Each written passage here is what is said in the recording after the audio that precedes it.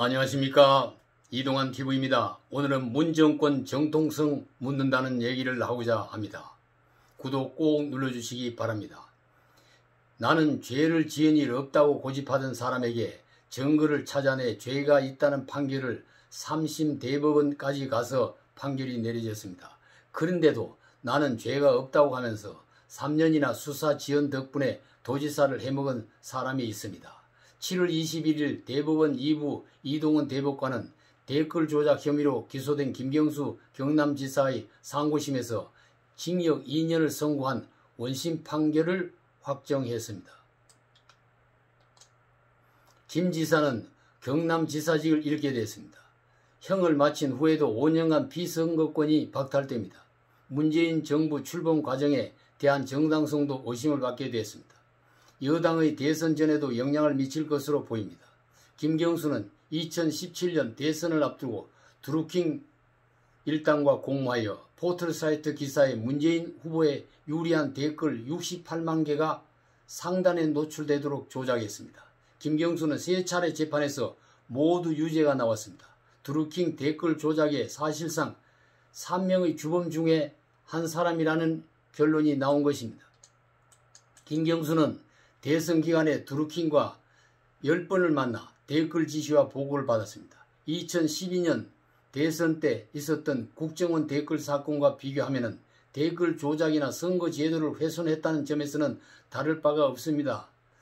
그러나 국정원 댓글은 41회인데 비하여 드루킹 댓글 조작은 4133회로 100배가 더 많습니다. 국정원 댓글 조작은 이름 없는 소규모 사이트에서 벌어졌지만 드루킹 댓글 조작은 네이버와 다음 등 대형 포털 사이트에서 이루어진 파급력이 엄청난 사건인 것입니다. 경찰은 드루킹 댓글 조작 사건을 5개월 동안 수사하면서 핵심 피의자인 김경수 도지사의 휴대전화조차 압수하지 않았습니다. 2차례나 압수수색을 했다는 드루킹 사무실 쓰레기 더미에서 핵심 증거가 될 수 있는 휴대폰이 발견됐습니다. 봐주기 수사를 해온 것이라는 결론이 나왔습니다. 특검이 김경수를 기소한 지 3년 만에 대법원 판결이 나왔습니다. 김경수는 수사가 지연되면서 도지사 임기의 4분의 3을 보냈습니다. 문재인 대통령이 댓글 조작에 관한 부정행위를 과연 몰랐을까 하는 의문이 생기게 됩니다. 김경수는 대선 당시 문재인 후보의 모든 일정을 챙기는 대변인 노릇을 했습니다. 언론과 야당은 연일 문 대통령의 사과를 요청하는 목소리를 높이고 있습니다. 대통령의 추종자들이 저질렀던 흉악무도한 범죄에 대해 문 대통령이 직접 사과하라. 최측근이 저지른 엄청난 선거 공작을 몰랐다면 손바닥으로 하늘을 가리는 짓이다는 비판이 쏟아지고 있습니다.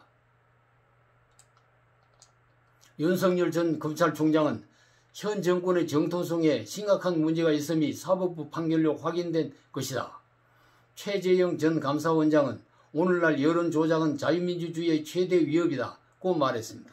허영 법학전문교수는 많은 사람들이 인터넷과 소셜미디어를 사용하는 상황에서 매크로를 이용해 여론을 조작한 것은 불법적인 선거 개입이다고 말했습니다. 김경수 지사가 드루킹 댓글 조작한 사실이 지루한 법적 절차를 거쳐 범죄 행위로 비로소 판결이 났습니다. 그런데도 본인은 진실을 멀리 던져버려도 제자리로 돌아온다는 등 궤변을 하면서 범행 사실을 인정하지 않고 있습니다.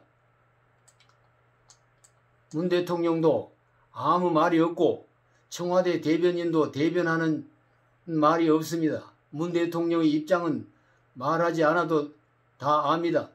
드루킹 댓글 조작 나는 몰랐다라는 말일 것입니다. 그러면 앞으로 만약 댓글에 대한 사실을 알고 있었다는 증거가 나온다면 그때는 어떻게 되겠습니까? 대통령 임기도 거의 끝나고 당선을 무효화하고 대선을 다시 되돌려서 치를 수도 없고 이런 경우에는 어떻게 하는 것입니까? 창원 교도소를 가면서 김경수가 남긴 댓글 조작 범인 김경수가 남긴 말과 같이 진실은 떼내 버릴 수가 없다고 한다면 오랫동안 덮어줄 수도 없고 곧 진실은 드러나고 말 것입니다. 국민은 지켜보고 있습니다.